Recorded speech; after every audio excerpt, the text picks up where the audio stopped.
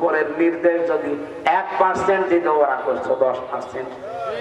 আমি এমনও পাহারাদার পেয়েছিলাম, কারারক্ষী, এমনকি রিমান্ডে এমন কিছু অফিসার পেয়েছিলাম, ওরা রাতের বেলা যখন ওই ক্যামেরাগুলো বন্ধ হয়ে যেত, সিসি ক্যামেরা, যেহেতু মাটির নিচে, আমি তো 10 দিন ছিলাম ওই আয়না ঘরে মিনিটায়, মানে রাতের বেলা এসে হাত চেপে ধরে বলতো, হুজুর মাফ করে দিয়ে, আসলে আমি কিন্তু এগুলো চাই না, বাধ্য হচ্ছি।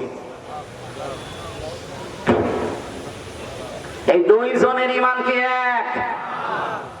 অন্যায় দেখলে আপনার ভেতর থেকে একটা বাধা আসবে। যদি বাধা না আসে, আপনি বুঝবেন আপনার ঈমান নেই। হ্যাঁ, আপনি নামাজ পড়তে পারেন, নামাজ আপনার কথা আব্দুল্লাহ ইবনে উবাইও পড়তো। আপনি রোজা রাখতে পারেন, সেও রোজা রাখতো, কিন্তু তার ঈমান ছিল না। আজ বাংলাদেশে বহু মানুষ আমরা ঠিক এই কায়দায় আছি, দেখতে মনে হয় জিবরাইলের ছোট ভাই, তো ভেতরে ঈমান নেই। অন্যায় দেখলে আপনাকে প্রতিবাদ করা লাগবে, হয় হাত দিয়ে। মান রাআ মিনকুম মুনকারান ফালিয়ুগায়্যিরহু বিয়াদিহি। এই যে বিয়াদিহি, এখন মানে শুধু এই হাত না। আপনি এই হাদিসের ব্যাখ্যা পড়ে দেখেন, হযরত আবু সাঈদ খুদরি থেকে বর্ণিত, বুখারী শরীফের হাদিস। এই আদনের ব্যাখ্যায় তিনি লিখেছেন, আদন মানে এই হাত, আদন মানে ক্ষমতার হাত, আদন মানে পাওয়ার, আদন মানে আইনের হাত, আদন মানে প্রভাব প্রতিপত্তির হাত। যে যে হাতের অধিকারী সেটা সে ব্যবহার করবে। যদি সে সেইটা অন্যায় দেখার পরেও ব্যবহার না করে, তাহলে তার ঈমান নেই। দ্বিতীয় পয়েন্টে আসা লাগবে, সে যদি প্রতিবাদী হয়, হাতের দ্বারা পারে না, প্যারালাইজ হয়েছে হাতে, সেই ক্ষমতা নেই, তাহলে সে যেন প্রতিবাদ করে। আজকে সাতক্ষীরায় যে চেয়ারম্যান, এই কলাঙ্গার চেয়ারম্যান কবির বিন সামাদ ভাইকে স্টেজে অপমান করেছে, এই কারণে সারা বাংলাদেশের সব আলেম কিন্তু আজকে ফুঁসে গেছে। এরা ফুঁসেছে এমনি না, এরা প্রতিবাদ জানাচ্ছে তাদের ঈমান রক্ষার্থে। এই অন্যায়টা দেখেও যদি কেউ প্রতিবাদ না করে, বুঝতে হবে ঈমানের ভেতরে দুর্বলতা আছে। 3 নাম্বার পয়েন্টে ছিল, আপনি যদি এটাও না পারেন, অন্তত অন্তরে ঘৃণা করবেন আর পরিকল্পনা করবেন কি করে এই অন্যায়টা বন্ধ করা যায়। এটাও যদি আপনার ভেতরে না আসে, যে যা করছে করুক, লা ইলাহা ইল্লাল্লাহ, তাহলে আপনি বুঝবেন আপনার ঈমান নেই। কারণ আদাফুল ঈমান ইসমে তাফসীর, এটা এর চাইতে নিচে আর কোনো ঈমান নেই। এটা ঈমানের সর্বনিম্ন স্তর। এটা 3টা বললাম ধাপে ধাপে, আপনি কোনটাতে আছে বলেন? অন্যায় দেখে, এখন যেহেতু আগস্টের 5 তারিখের আগে নেই, এখন এপ্রিলের 24 তারিখ চলছে, কথা বলেন না কেন? আগামী আবার 2-2.5 মাস পরে কিন্তু আগস্ট আসতেছে। এই আগস্ট আসার আগে আমরা চাই এদেশের নিরপরাধ যারা এখনো পর্যন্ত বিনা কারণে হাসিনার বানানো জেলখানায় জেলে আছে, এই নিরপরাধ, এই মাসলুম মানুষদেরকে মুক্ত জীবনে সবগুলো বের করে দেওয়া লাগবে। নয়তো আবার আগস্ট কায়েম হলে এখন যারা আরামে বসে চেয়ারে মসে তা দেখছেন, চেয়ারে থাকতে পারবেন না, সে যেই হোক। অনেকে আইনের চেয়ারে বসে সব বেআইনি কথা বলছে এখন, অথচ আগস্টের 5 তারিখের আগেও কিন্তু সে আইনের কথাই বলতো। এক কথা বলছেন, সংস্কৃতির নাম নিয়ে এমন মানুষকে দায়িত্ব দিয়েছে যে লোকটা সমকামী, নিজের স্ত্রীকে দিয়ে পর্যন্ত ওই কাজ করায়। 96% মুসলমানের দেশে এরকম একটা মানুষকে দায়িত্ব দেওয়া, আগস্টের 5 তারিখের আগে তো খুঁজে পাওয়া যায়নি।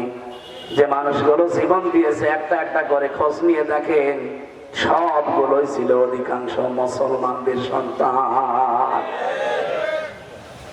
এই জন্য আগামী আগস্ট আসার আগে নিজেকে সামলান, পরিবর্তন করেন, সংশোধন করেন।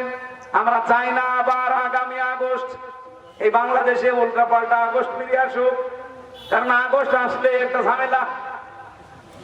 কথা বলেন না, আগস্টের 5 তারিখে মেয়ে শেষ, 15 তারিখে বাবা শেষ।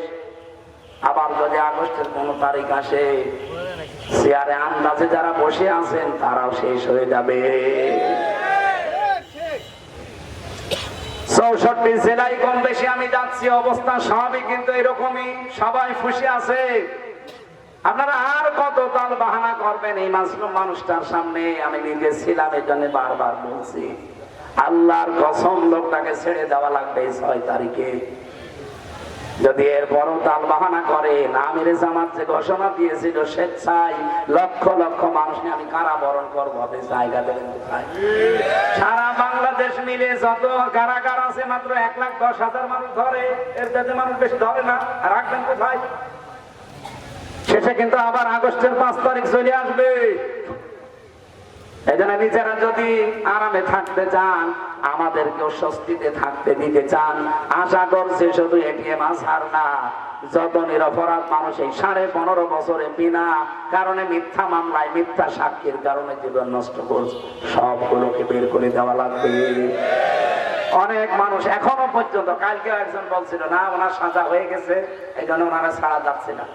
ওনার সাজা হওয়ার কারণে যদি ছাড়া না যায়, তারেক জিয়া 8 বছর সাজা কি করে ছাড়লেন? ওনারা ছেড়ে দিয়েছেন, আমি দুঃখিত, আমি আরো আনন্দিত। ওনারা আগে আরো ছাড়ার দরকার ছিল, কারণ মিথ্যা মামলা। হ্যাঁ, বাবরকে 17 বছর পরে ছাড়লেন কোন কারণে?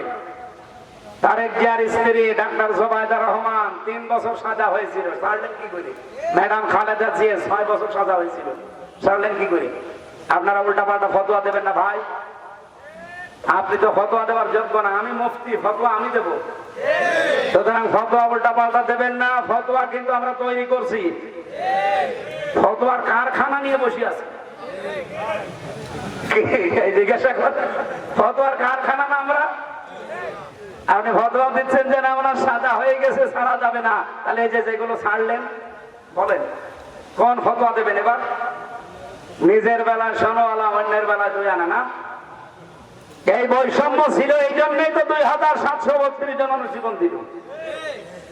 34,000 মানুষ এখন হাসপাতালে পড়ে আছে বিভিন্ন জায়গায়, এরা খেলা করার জন্য জীবন দেয়নি। আবার যদি বাংলায় বলছি, বাঙালিকে হাইকোর্ট দেখাতে চেষ্টা করেন না, 6 তারিখের পর কিন্তু সামাল দিতে পারবেন না।